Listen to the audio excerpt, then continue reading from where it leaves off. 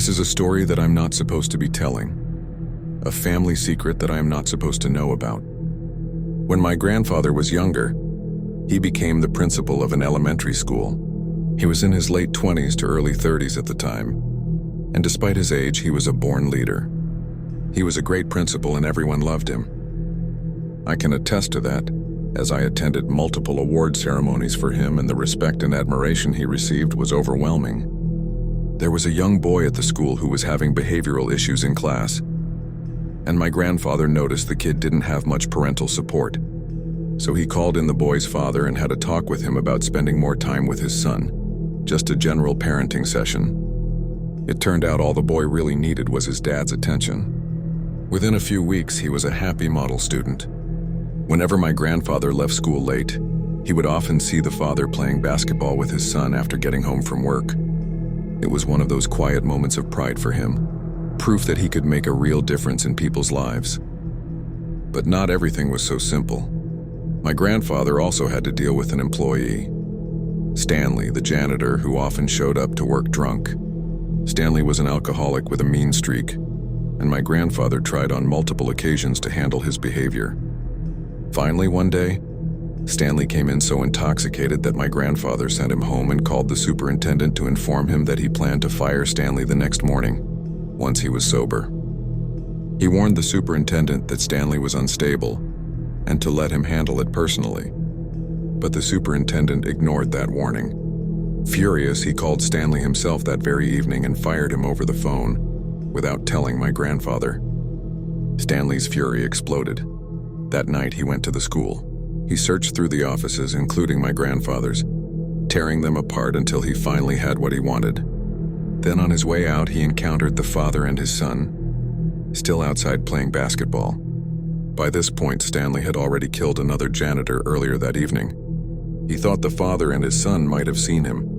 Enraged and paranoid, he pulled a gun. He wrestled with the father for it, and in the chaos, the weapon went off, killing the boy instantly. The father, hysterical with grief and rage, managed to wrestle the gun away from Stanley and turned it on him, shooting him dead. My grandfather was called to the school immediately by the police. 2 bodies lay there, the boy and Stanley, and the father was broken, sobbing uncontrollably, saying over and over again that he couldn't save his son. One of the officers pulled my grandfather aside. During their search, they had found something chilling on Stanley, a hit list.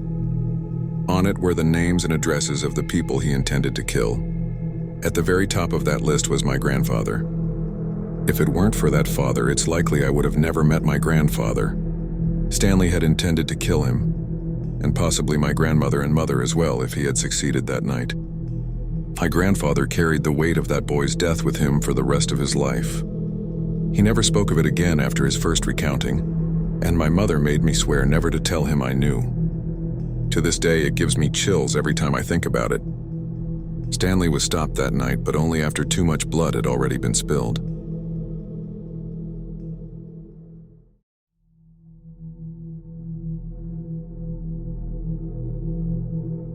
I attended a family reunion recently and saw a distant cousin of mine. He told me a story about an experience he had during his 3rd year of high school. Let's call my cousin Francis.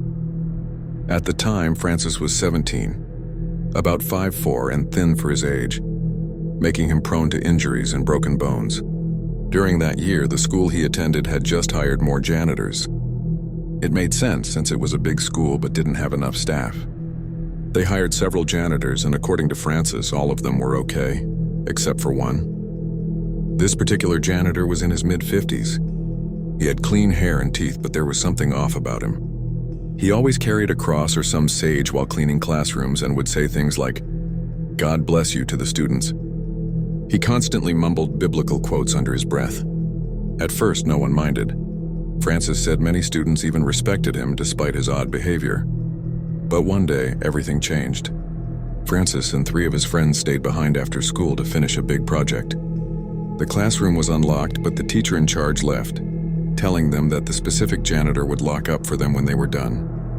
So they kept working until eventually the janitor came in. Francis remembered that the janitor stood in a prayer pose with his eyes closed. When he finished, he just stood there watching them.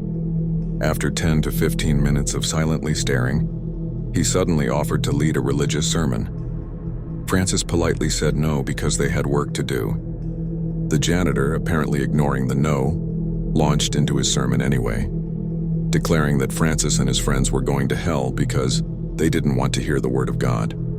Already frustrated with the project since it was worth 25% of their grade, the group asked him to leave. That's when everything escalated.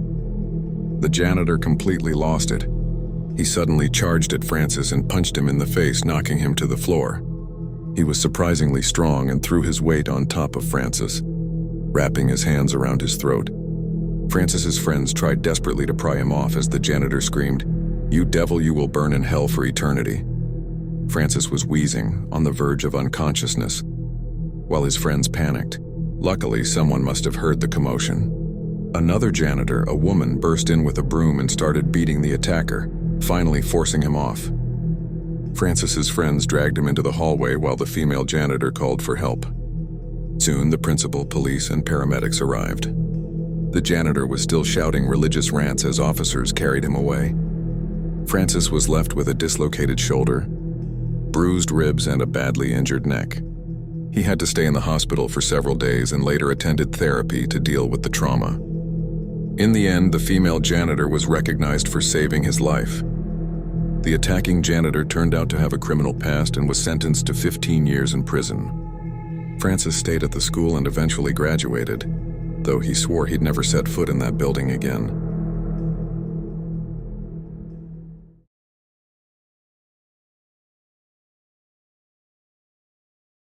I was a junior at a small college majoring in sociology.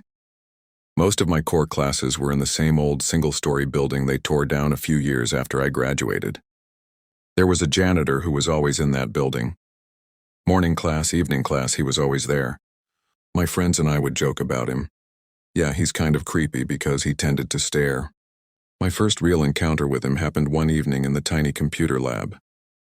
A couple other people were there, and the janitor came in with a broom and dustpan. He started sweeping, but in a weird, nonchalant way, like he was using it as an excuse to be in the room. He moved around and seemed to be watching what everyone was doing on their computers. I got a bad vibe and wanted to leave, but the damn printer wouldn't print my paper. He got to my row and started sweeping right under my chair. I pretended to focus on the screen and hoped he'd move on. After about 30 seconds he did, and smiled as my paper finished printing. I grabbed it and left quickly. Creepy, but I chalked it up to a lesson. No more late trips to the lab alone. I saw him almost every time I was in the building. For months he never talked to me. But then one afternoon he stared at me as I walked down the hall and called out, "I love you," as I left the building. I kept walking and didn't respond. A couple months later, I was working with 3 other girls on a group project. We all had jobs in addition to classes, so our professor let us use a classroom at night. Around 10, one of the girls and I went out to get food because we knew we had a few more hours to work. When we came back, the building was dark. I decided to use the bathroom quickly before we dove back in, and when I walked in, there he was. Just standing in the women's bathroom, staring at me with that same smile. Thinking about it now still makes me want to barf. I turned and ran back to the classroom. We closed the door and called campus security. The campus cop showed up, looked around, and told us there was no one there. He gave me a look like I was making it up. The other girls wanted to stay and keep working. I wanted to leave. They convinced me to stay. I wish I'd had the nerve to go with my gut. An hour later, we heard one of the heavy doors open. The girl closest to the classroom door peeked out and saw the janitor. He said, "You look really beautiful tonight." She shut the door and freaked out. We called campus security again, but then the janitor started knocking on the door. We were panicking, weighing our options. Pry open windows and crawl out, bolt and run, or try to overpower him. Eventually, we decided 4 against 1 were decent odds, so we gathered our stuff and opened the door. He was at the water fountain. He smiled and said, "I love you." We ran. We met campus security in the parking lot. They refused to file a report. Nothing happened, they said. Even after that night, we still saw him around the building, and we were all pretty traumatized. I told a woman who worked in student affairs about him. She said everyone knew he was creepy, but he'd never actually touched anyone, so they felt they couldn't do anything. It still pisses me off that he got away with stalking and scaring people.